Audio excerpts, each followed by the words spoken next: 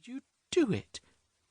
She treated them to a tender little sketch of herself in the character of Florence Nightingale, hanging over the truckle-bed of some suffering V.C. "Is that you again, Flo, with that bloody nightlight?"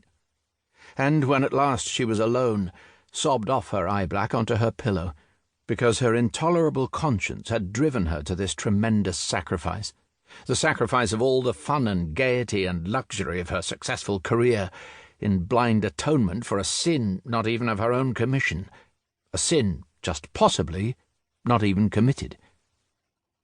The next letter also was in a woman's handwriting, a girlish hand, sloping downwards a little at the end of each line. "Sign of depression," said Joseph Higgins to himself, for he read about that only a day or two ago in the Sunday paper. "Another of the nurses, I expect, and doesn't want to come, poor girl." But here he was wrong, for Esther Sanson did very badly want to go to Heron's Park. She stood with the letter in her hand, looking down at her mother and laughing, for Mrs. Sanson was deep in the latest drama of the Heronsford Women's Voluntary Service. "But, Mummy, she couldn't. I mean, not all that baby wool into sailor stockings for going under sea boots. I don't believe a word of it, darling.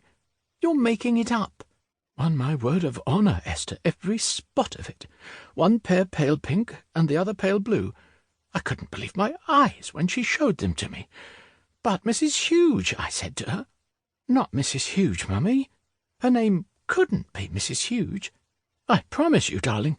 Mrs. Huge, or something exactly like it, anyway. Mrs. Huge,' I said to her." She broke off suddenly, and all the light and laughter went out of her blue eyes. "Who have you been writing to, Esther? Is it the letter to the hospital?" "I've said I'll go as immobile V.A.D., said Esther quickly. "I've said I can't leave Heronsford. I'll only be working at the hospital during the daytime. There could easily be an air raid in the daytime, Esther. Supposing I were caught up here in a top-floor flat in an air raid, absolutely helpless with my back so ersatz and rotten.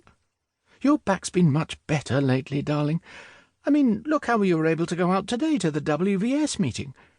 "Yes, but it's aching dreadfully now in consequence," said Mrs. Sanson, and immediately, with the strange inner magic of the true hypochondriac, blue shadows were painted about her eyes, and her face was all etched into delicate lines of pain.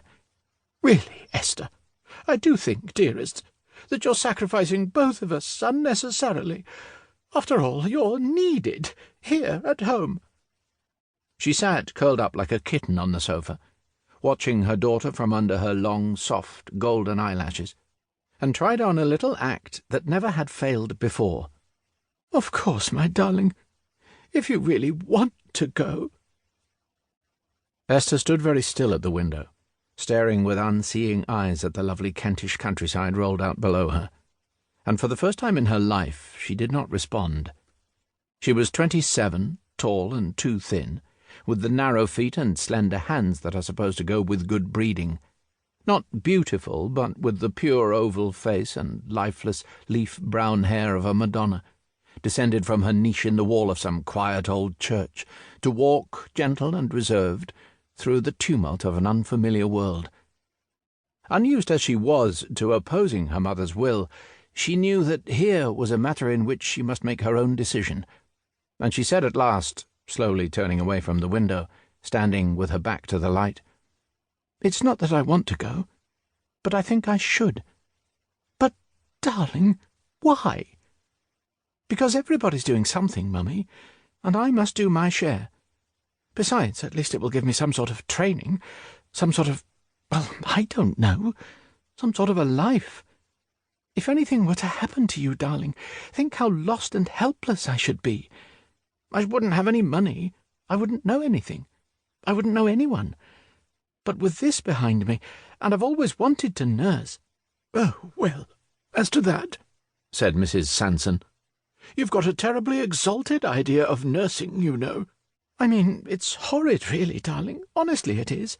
Nothing but dirt and squalor and nasty smells." Since Esther had tenderly nursed her mother through several years of perfect health, there was not very much that she could learn from her on that subject. She merely smiled sadly and said that she would have to risk not liking the work. "I'm not going for pleasure, after all, am I?"